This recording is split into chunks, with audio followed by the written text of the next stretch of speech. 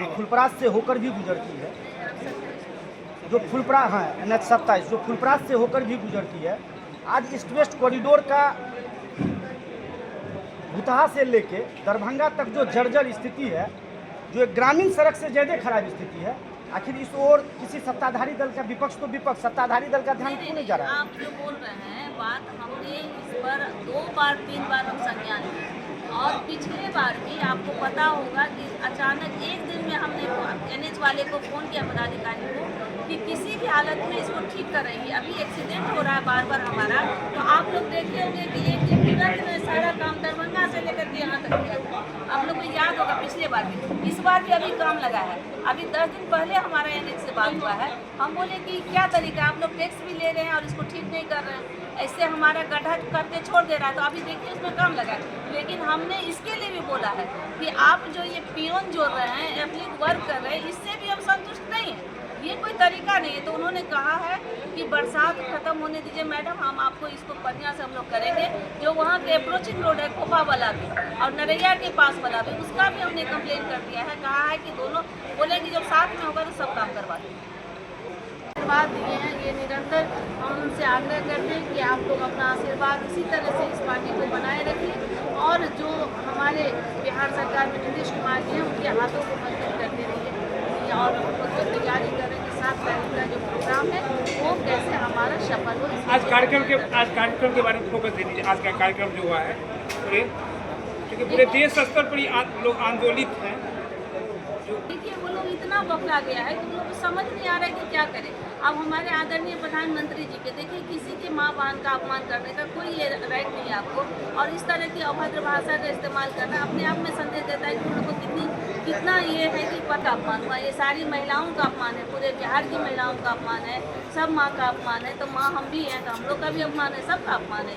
इस तरह से भाषा का जो प्रयोग कर रहे हैं वो बहुत ही गलत है। ठीक है, बूथ से लेकर के और राज्य स्तर तक के जितने भी नेता हैं उन लोगों के बीच में कौन आ रहा? आने के लिए आ रहे हैं केंद्रीय मंत्री रामनाथ ठाकुर जी, आदरणीय ललन सराफी, संतोष कुमार सुमन जी, माननीय मंत्री बिहार सरकार, लोजपा के और लोजपा के हुलास पांडे, रेखा गुप्ता जी हो रहा है।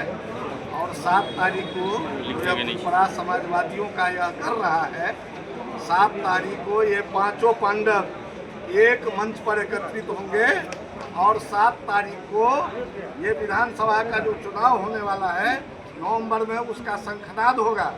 और आम जनताओं के बीच जो हमारे यशस्वी प्रधानमंत्री नरेंद्र भाई मोदी और बिहार के लोकप्रिय मुख्यमंत्री नीतीश कुमार जी के द्वारा जो ये नए बिहार और विकसित बिहार की कल्पना की गई है, उसका हुंकार हम 5 दल के कार्यकर्ता से लेके सभी सम्मानित पदाधिकारीगण 7 तारीख को ये हम लोगों का ऐलान होने वाला है। और जितने भी विरोधी हैं उन लोगों को हम संदेश देना चाहते हैं, मत पड़ो कोई चक्कर में, नहीं है कोई टक्कर में। 2025 फिर से नीतीश, 225 जय एनडीए तय एनडीए। बैठक हो रही है पूरे बिहार में, एनडीए का बैठक चालू है। इसी दरमियान 7 तारीख को फुलपरास विधानसभा की एनडीए की पूर्ण बैठक पटना में हो रहा है, पटना ग्राउंड पर होने जा रहा है। उसकी तैयारी के संबंध में आज बैठक है। उसकी तैयारी में हम लोग एनडीए के सभी कार्यकर्ता, सभी एनडीए के घटक दलों के संगठन के लोग इस तैयारी के लिए आए हैं और इसी तैयारी के संबंध में आज बैठक हो रही है। हमारे प्रधानमंत्री जी ने जो चिंता की है, गरीबों की चिंता की है, रोड की चिंता की है, बिजली की चिंता की है, शौचालय की चिंता की है, घर की चिंता की है, एक एक लोगों को, महिलाओं की चिंता की है, सभी तरह के माने बेरोजगारों की चिंता की है। तो ये जो चिंता हमारे प्रधानमंत्री जी और नीतीश कुमार मुख्यमंत्री जी मिलकर किए हैं बिहार के लिए, आने वाले चुनाव में निश्चित रूप से 225 सीट होगा और जीत के यह पुनः एनडीए की सरकार बनेगी। पत्रकार बंधु, 7 तारीख को एनडीए का फुलपरास विधानसभा का सम्मेलन होना है, जो बथनाहा और गोरगम्मा के बीच में जो ग्राउंड है उसमें होगा। हमारे साथी अध्यक्ष जी आपको सारी बातें बता चुके हैं। मैं केवल इतना कहना चाहूँगा, जो 7 तारीख का जो कार्यक्रम है उस दिन ही तय हो जाएगा। जो फुलपरास विधानसभा में एनडीए की जीत भारी बहुमत से होगी। आप लोगों को भी वहाँ पर मैं आमंत्रित कर रहा हूँ। उस दिन आप देखेंगे,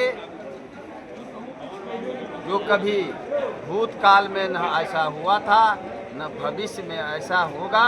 इस तरह की जीत 2025 का जब चुनाव होगा तो फुलपरास की जीत एक ऐसी जीत होगी जो बिहार में हम लोगों का कोशिश रहेगा, एनडीए गठबंधन का कोशिश रहेगा, जो नंबर 1 पोजीशन पे जीत हासिल करेंगे हम लोग। अभी का जो कुछ प्रकरण चल रहा है, आपको चला है, जो महागठबंधन के लोगों ने देश के यशस्वी प्रधानमंत्री को, जिसको विश्व लोहा मानता है, उसकी माताजी को गाली देने का काम किया है।